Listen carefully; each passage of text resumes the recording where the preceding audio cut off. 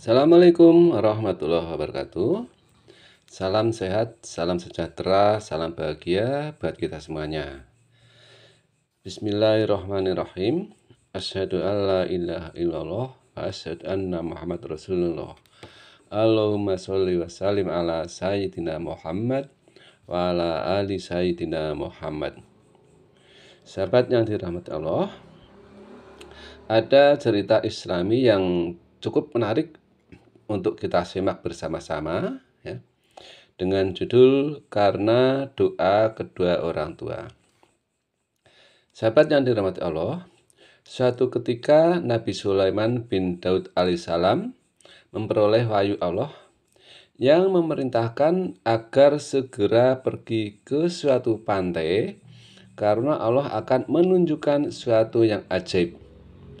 Maka beliau segera berangkat ke pantai yang dimaksud dengan seluruh bala tentaranya, baik dari kalangan jin ataupun manusia, dan juga sebagian bala tentara lainnya dari kalangan binatang. Sahabat yang dirahmati Allah, tetapi sampainya di sana, beliau tidak menemukan sesuatu yang aneh atau ajaib.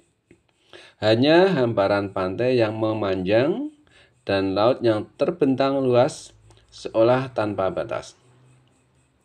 Nabi Sulaiman alaihissalam segera memerintahkan salah satu jin untuk menyelam di lautan dan membawa keluar sesuatu yang tampak ajaib. Jika menemukannya, jin tersebut segera menyelam sedalam yang ia mampu sambil memperhatikan sekelilingnya. Setelah beberapa waktu lamanya, ia muncul di permukaan dan berkata, "Wahai Nabi Sulaiman, aku telah menyelam sejauh yang aku mampu, sampai sekian ribu meter dalamnya. Tetapi aku tidak melihat sesuatu yang ajaib dan istimewa yang bisa aku tunjukkan kepadamu." Sahabat yang dirahmati Allah, Nabi Sulaiman tidak puas dengan laporan jin tersebut. Allah Subhanahu wa Ta'ala telah menfirmankan, dan itu pasti adanya. Hanya jin itu saja yang mungkin tidak mampu menemukannya. Karena itu, beliau memerintahkan jin ifrit yang mempunyai kemampuan jauh lebih hebat dari kebanyakan bangsa jin untuk melakukan tugas tersebut. Sahabat yang dirahmati Allah, jin ifrit segera menerjunkan diri ke samudra, menjelajah ke segala arah dan sedalam yang ia mampu. Dengan kecepatan yang jauh lebih mengagumkan, tetapi setelah beberapa waktu lamanya, ia muncul di permukaan tanpa membawa apa-apa dan berkata, "Wahai Nabi Sulaiman, aku telah menyelam sejauh yang aku mampu, sampai sekian ribu meter dalamnya.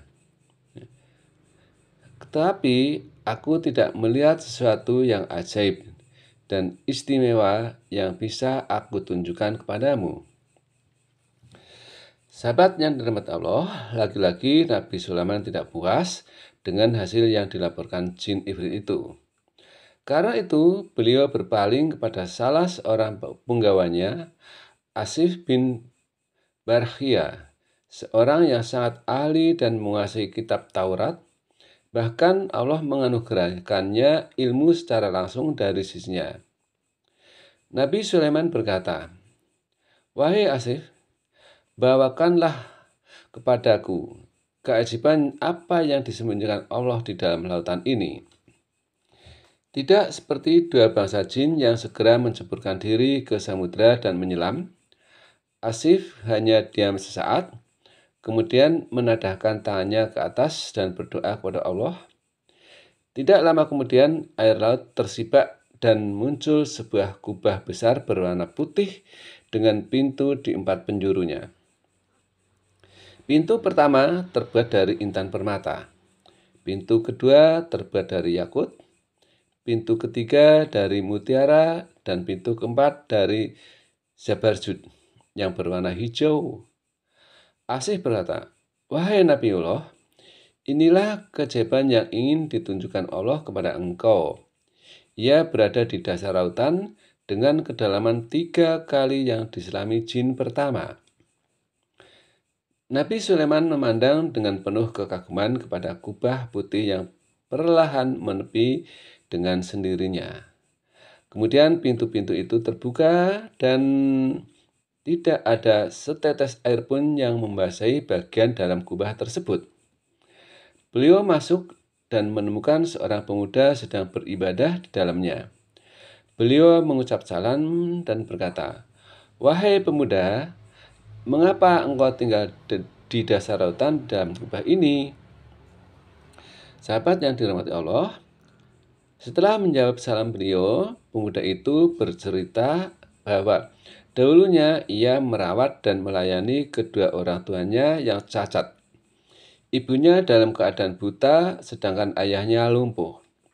Selama hampir 70 tahun, ketika sang ibu akan meninggal, ia berdoa, "Ya Allah, lanjutkan umur anakku dalam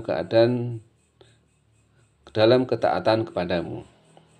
Kemudian ketika sang ayah akan meninggal, ia berdoa, "Ya Allah, jadikanlah anakku tetap dalam keadaan ketaatan kepadamu di tempat yang tidak dapat diketahui oleh orang para syaitan."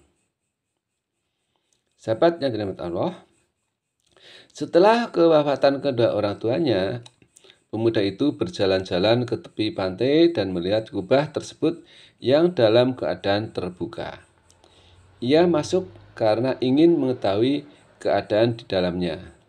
Tetapi tiba-tiba kubah tersebut tertutup dan dibawa malaikat ke dasar lautan yang terdalam. Maka ia menghabiskan waktu hanya dengan beribadah kepada Allah di dalam kubah tersebut. Nabi Sulaiman berkata, "Pada masa siapakah engkau hidup saat itu?" Pemuda itu berkata, "Pada masa Nabi Ibrahim alaihissalam."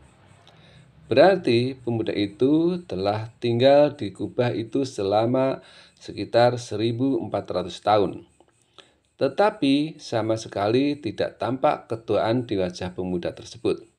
Bahkan satu uban pun tidak tampak di rambutnya. Sahabat yang dirahmati Allah, Nabi Sulaiman berkata lagi, "Bagaimana dengan makanan dan minuman kamu?" Pemuda itu berkata, "Setiap harinya kubah ini naik ke permukaan, dan seekor burung membawakan makanan dan minuman sebesar kepala orang dewasa. Saya bisa merasakan semua jenis makanan di dunia ini, yang membuat saya selalu puas dan kenyang. Hilang semua rasa haus dan lapar, panas dan dingin, jemu dan malas, bahkan tidak ada rasa kantuk dan ingin tidur, sehingga saya bisa menghabiskan waktu untuk beribadah kepada Allah." Sahabat yang dirahmati Allah, Nabi Sulaiman memandang pemuda itu penuh kekaguman, walaupun segala mukjizat dan kelebihan yang diberikan Allah kepadanya sangat mengagumkan. Tetapi bagi Nabi Sulaiman, apa yang dialami pemuda itu jauh lebih mengagumkan lagi. Apalagi pemuda itu bukan seorang nabi dan rasul, tetapi ia seorang yang berbakti kepada orang tuanya yang memperoleh kemuliaan karena doa kedua orang tuanya. Sahabat yang dirahmati Allah, Nabi Sulaiman berkata, "Maukah engkau tinggal bersama kami?" Pemuda itu berkata, "Kembalikanlah saya ke tempat semula, dan biarkanlah saya terus beribadah kepada Allah sampai waktu yang dikehendaki oleh Allah." Nabi Sulaiman keluar dari kubah tersebut dan memerintahkan Asif untuk mengembalikan kubah itu ke tempat semulanya. Asif menadahkan tangan dan berdoa, maka perlahan kubah itu masuk ke dalam air dan pemandangan kembali seperti semula, hanya hamparan air dan pasir yang seolah tidak berbatas. Demikian sebuah kisah yang cukup menarik yang bisa kita jadikan sebagai suri toladan dalam kehidupan kita. Mudah-mudahan bermanfaat. Ada kekurangan dan kesalahan, mohon maaf. Terima kasih. Wassalamualaikum warahmatullahi wabarakatuh.